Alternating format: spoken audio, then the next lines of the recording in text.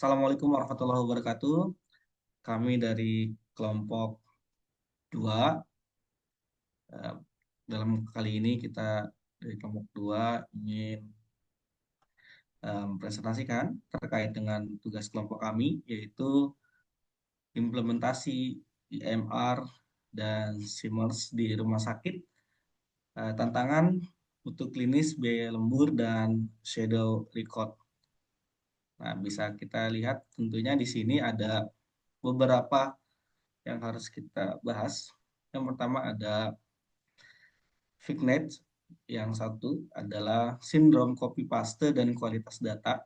Nah, di sini ada skenario di Rumah Sakit Umum Harapan Bunda telah menerapkan IMR Electronic Medical Record penuh selama 6 bulan di unit rawat jalan berdasarkan laporan dashboard KPI bulanan. Implementasi dianggap sangat sukses dengan indikator sebagai berikut. Tentunya yang pertama ada kepatuhan input 98% dan dari target 90%. Dan kedua ada rata-rata waktu pelayanan dokter menurun dari 12 menit menjadi 7 menit per pasien. Ini lebih efisien tentunya. Namun Komite Medik melakukan audit acak terhadap 100 rekam medis elektronik. Temuan mereka mengejutkan. Nah, di sini ada yang pertama ada 70% catatan perkembangan pasien. Di sini memiliki isi yang identik persis dengan kunjungan bulanan sebelumnya, termasuk tanda baca dan typo. Nah, ada yang kedua, yaitu ditemukan kasus ini di mana pasien laki-laki memiliki catatan sedang hamil, tentunya karena dokter melakukan copy paste dari template pasien wanita sebelumnya demi mengejar kecepatan input. Nah, adapun yang ketiga, ada angka kepuasan pasien menurun dengan keluhan utama, dokter tidak memeriksa saya, hanya menatap layar komputer. Nah, di sini ada diskusi kami dari kelompok 2 yang kita bahas. Yang pertama, ada proyek paperless ini bisa dikatakan sukses berdasarkan data efisiensi waktu tersebut. Nah, tentunya nanti akan dijelaskan argumennya. Dan yang kedua, ada mengapa fenomena copy paste ini bisa terjadi, apakah ini masalah software ataukah masalah perilaku behavior gitu. Nah, dan ada yang terakhir, yang ketiga, sebagai tim Monef, rekomendasi perbaikan apa yang akan nanti Anda atau kami usulkan ke Direktur Medis. Nah, tentunya ini juga akan menjadi perbincangan kami. Nah, untuk rekan kami, Ahmad Fauji, waktu dan eh, saya dipersilakan. Baik, terima kasih Kak Wahidi. Saya akan menjawab di kasus pertama itu pertanyaannya, apakah proyek Paperless ini bisa dikatakan sukses berdasarkan data efisiensi waktu? Hasil diskusi dari kelompok 2 ini belum bisa dikatakan sukses secara menyeluruh. Proyek ini baru bisa sukses secara administratif dan teknis tetapi gagal pada aspek mutu klinis dan keselamatan pasien. Dalam manajemen mutu layanan kesehatan, keberhasilan EMR tidak hanya diukur dari efisiensi waktu, tetapi dari 3 pilar utama. Itu yang pertama ada efisiensi operasional, waktu pelayanan dokter turun dari 12 menit atau lebih 7 menit. Dan yang kedua, dan kepatuhan input 98% ya di atas target. Yang kedua itu ada kualitas dan keselamatan klinis, 70% SOAP identik, data tidak mencerminkan kondisi pasien aktual. Kesalahan fatal, pasien laki-laki tercatat sedang hamil. Pasien safety incident. Adapun rekam medis menjadi didafari secara medis dan hukum. Yang ketiga itu ada pengalaman dan kepuasan pasien. Kepuasan pasien menurun dan keluhannya dokter fokus ke layar bukan ke pasien. Kesimpulannya itu, jika efisiensi dicapai dengan mengorbankan kualitas data, keselamatan pasien, dan trust, maka proyek tidak dapat disebut sukses, melainkan pseudo sukses semu di dashboard KPI. Adapun pertanyaan yang kedua, mengapa fenomena copy paste terjadi? Masalah software atau perilaku? Eh, ini bukan suatu faktor, akan tetapi kombinasi masalah sistem dan perilaku dengan akar masalah utama pada desain kebijakan dan insentif. Adapun faktornya itu, faktor perilaku behavior atau disebut juga kontributor utama. Contohnya itu ada dokter dikejar target, kecepatan, dan kepatuhan input. Tidak ada KPI kualitas isi klinis. Tidak ada konsekuensi langsung atas kualitas catatan. Dan tidak ada budaya yang penting terisi. Dokter secara rasional memilih jalan tercepat untuk memenuhi target. Adapun contoh yang lainnya itu yaitu faktor sistem atau software memfasilitasi kesalahan. Yang terjadi template SOAP terlalu generik, copy paste tidak dibatasi atau dipantau, tidak ada clinical logic check, misalnya laki-laki yang hamil. Tidak ada juga indikator not similarity atau audit trial yang dimanfaatkan. Sistem ini tidak mencegah, bahkan mendorong praktik copy paste. Contoh selanjutnya itu ada faktor manajemen dan kebijakan atau akar dari masalah. KPI fokus kecepatan dan kuantitas bukan kualitas. Implementasi EMR lebih menekankan go live daripada change management. Dan yang terakhir itu ada pelatihan fokus ke cara input, bukan tanggung jawab klinis dan legal. Kesimpulannya ini bukan kesalahan dokter semata, tetapi kegagalan sistem manajemen mutu EMR. Yaitu pertanyaan ketiga, rekomendasi perbaikan ke direktur medis. Contohnya itu ada perbaikan sistem atau teknis, kontrol copy paste, batasi copy paste antar kunjungan. Wajib konfirmasi bahwa catatan sudah ditinjau ulang.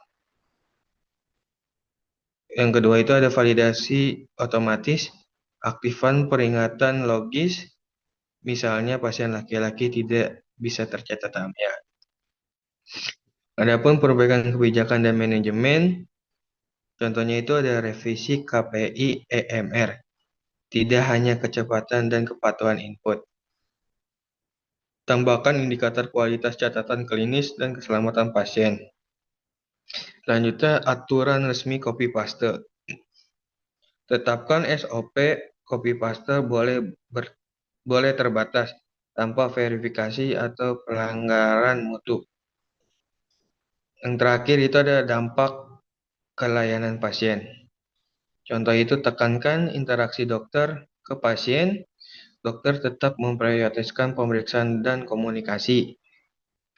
IMR sebagai alat bantu bukan fokus utama saat konsultasi. Kesimpulannya ini, perbaikan tidak perlu kompleks. Cukup mengendalikan copy paste, memperbaiki KPI, dan menegakkan aturan mutu. Maka efisiensi EMR bisa berjalan seimbang dengan kualitas layanan dan keselamatan pasien.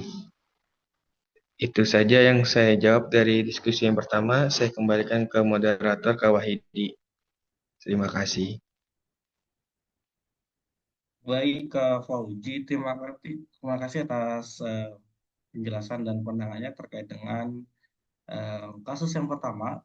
Tentunya juga ini menjadikan perhatian untuk kita bersama bahwasannya ini menjadi penting dan kita melanjut ke pertanyaan kedua atau fitnet kedua.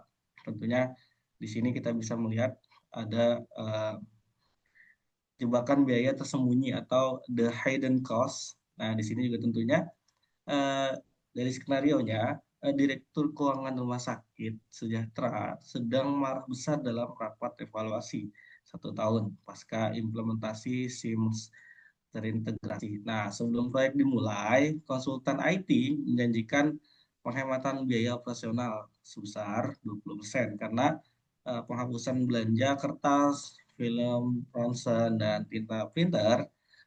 Dari data keuangan audit tahun pertama menunjukkan bahwasannya yang pertama kita ada penghematan kertas dan cetak mulai dari 500 juta per tahun, alhamdulillah sudah tercapai. Dan yang kedua, ada kenaikan tagihan listrik. Nah, ini tentunya naik nih 200 juta karena akibat dari server dan AC yang cukup besar, servernya 24 jam kan.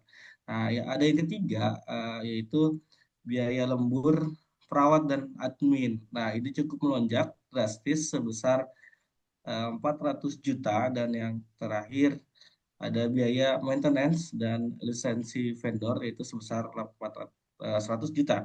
Nah, dari eh, hasil wawancara dengan kepala keperawatan mengungkapkan bahwasanya perawat sering lembur 1 sampai 2 jam setelah shift berakhir hanya untuk melengkapi input data ke komputer karena sistem terasa lambat atau lagging, ya sering katakan nge-lag lah.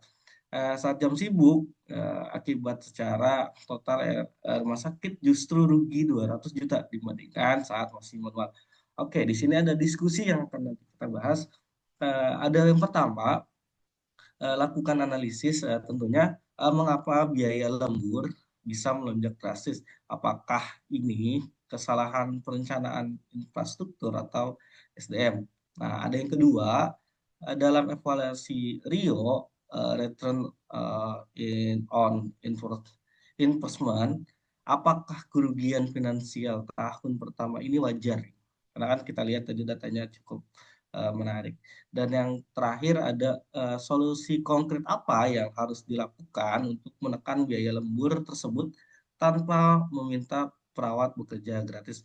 Nah, tentunya nanti akan dijawab oleh Kak Melisa. Pada Kak Melisa, waktu dan layar dipersilakan. Terima kasih untuk Kak Wahidi. Saya akan menjawab pertanyaan dari kasus 2, yaitu nomor 1, pertanyaannya, analisis, mengapa biaya lembur melonjak drastis? Di sini biaya lemburnya, kenaikan biaya lembur bukan kesalahan perawat dan bukan murni kesalahan SDM. Masalah utamanya itu adalah ketidaksiapan infrastruktur dan perencanaan operasional SIM RS. Di sini ada penyebabnya yaitu nomor 1, sistem lambat di jam sibuk, yaitu input data sulit dilakukan saat pelayanan puncak dan perawat menunda input yang biasanya dikerjakan setelah shift atau yang dimaksud lembur. Yang kedua, alur kerja tidak disesuaikan. Yang di sini beban administrasi bertambah, namun jumlah SDM tetap sama dan jam kerja juga tetap sama. Nomor 3, asumsi keliru saat perencanaan. Di sini diasumsikan digital atau dengan dimaksud dengan lebih cepat, dan kenyataannya tanpa sistem yang stabil justru memindahkan beban kerja keluar jam dinas. Di sini biasa disimpulkan masalah perencanaan infrastruktur dan workflow, bukan masalah kinerja perawat. Dan pertanyaan kedua, evaluasi ROI. Apakah kerugian tahun pertama ini wajar? Kerugian tahun ini masih dengan wajar secara finansial, tetapi berbahaya jika dibiarkan secara logika ROI SIM RS. Yang pertama tahun pertama itu yang dimaksud dengan fase transisi. Pada umumnya, biaya itu terlebih naik dulu dan efisiensi muncul di tahun kedua dan tahun ketiga. Namun di sini kerugiannya mencapai 200 juta, menunjukkan hidden cost tidak diantisipasi atau yang biasa jika tidak dikoreksi itu merugikan akan berulang. ROI bisa menjadi negatif permanen. Di sini bisa menyimpulkan kerugian ini masih bisa diterima sebagai biaya pembelajaran asal ada rencana perbaikan konkret. Pertanyaan ketiga, solusi kongres menekan biaya lembur.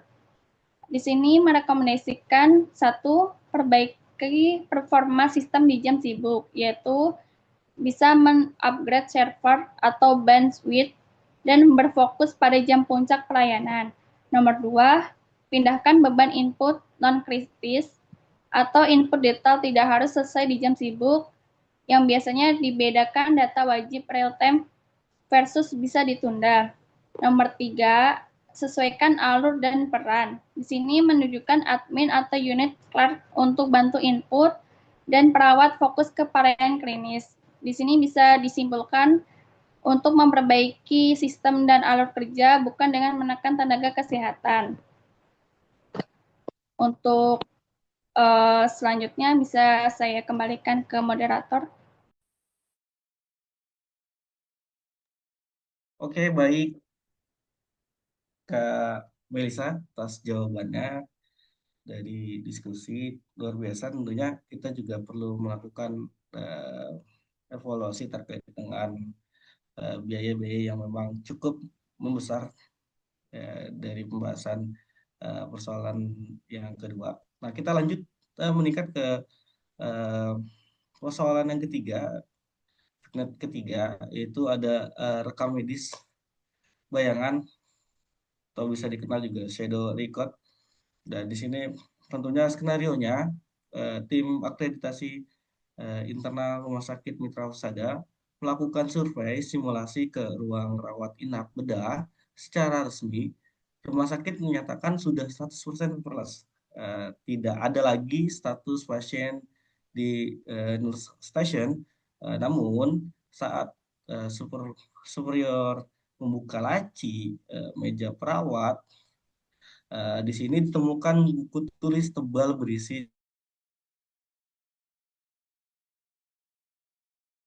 ada tetesan infus dan instruksi dokter yang ditulis dengan tangan pensil perawat, dengan mengakui sistem di komputer menunya terlalu banyak klik. Nah, berbelit-belit lah. Kalau ada pasien gawat, kami catat ini buku tulis dulu biar cepat. Nah, nanti kalau pasien sudah tenang atau jelang pulang shift, baru kami pindahkan ya, atau dikatakan input ulang ke komputer. Nah, akibatnya data di komputer seringkali tidak real time. Dokter jaga malam sering tidak tahu kondisi update pasien siang tadi karena perawat siang belum sempat memindahkan catatan dari buku ke komputer. Nah, yang menjadi pertanyaan di sini dan untuk diskusi teman-teman kelompok dua, yang pertama, apa risiko hukum dan keselamatan pasien dari keberadaan buku tulis ilegal atau shadow record tersebut. Nah, tentunya ini juga menjadi perhatian kita bersama.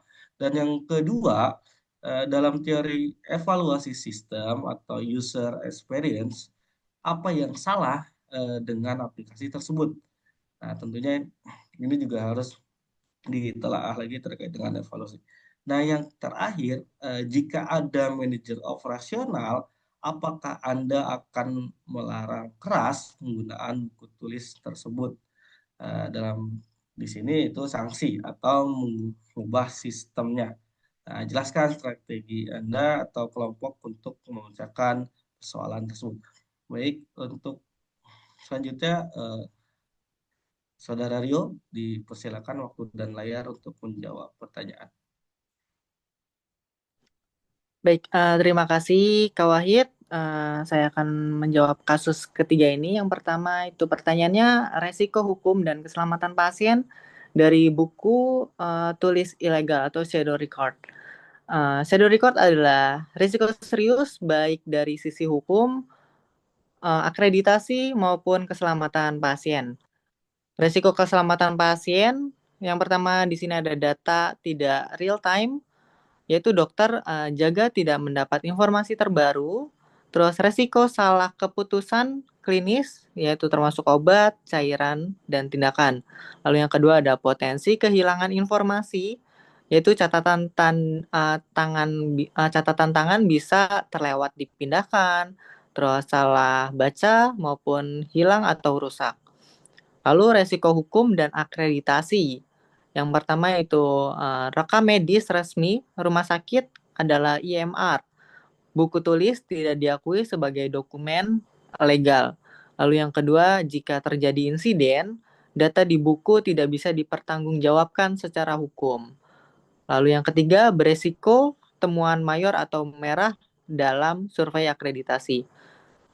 Lalu intinya, pembahasan nomor 1 ini adalah shadow record adalah celah besar keselamatan pasien dan resiko hukum rumah sakit. Lalu pada permasalahan yang kedua, di sini ada dari sisi teori evaluasi sistem atau user experience, apa yang salah? Masalah utama bukan pada disiplin perawat, tetapi pada desain sistem yang tidak sesuai konteks kerja klinis.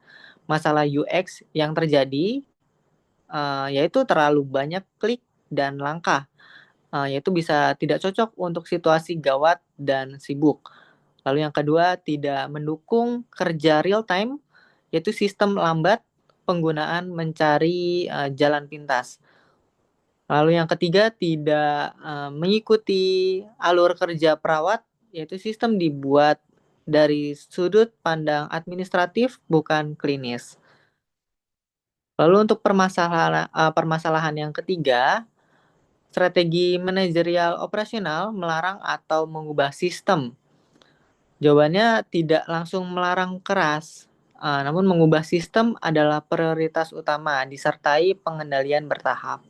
Strategis yang disarankan yaitu yang pertama, perbaiki sistem dahulu, sederhanakan input tanda-tanda vital dan tindakan. Lalu yang kedua, minim klik untuk kondisi gawat. Lalu yang ketiga ada pastikan bisa input cepat dan real time. Lalu pembahasan yang kedua, tetapkan aturan transisi yang jelas, yaitu catatan manual hanya boleh pada saat kondisi gawat darurat, lalu pada saat harus segera dipindahkan ke IMR. Maksimal 1 kali shift. Lalu yang ketiga ada setelah sistem membaik, baru bisa menegakkan disiplin. Yaitu ada larangan shadow record diberlakukan bertahap, lalu disertai edukasi, bukan langsung saksi. Baik, menurut saya itu saja Kak Wahid. Terima kasih. Saya kembalikan. Oke, baik. Terima kasih Saudara Rio atas jawabannya dari diskusi pada kesempatan kali ini. Kami dari kelompok 2 mengucapkan banyak terima kasih atas waktu dan kesempatannya untuk menyimak diskusi ataupun penyampaian dari kelompok 2. Sekali lagi kami ucapkan banyak terima kasih. Cukup sekian dari saya selaku moderator. Wassalamualaikum warahmatullahi wabarakatuh.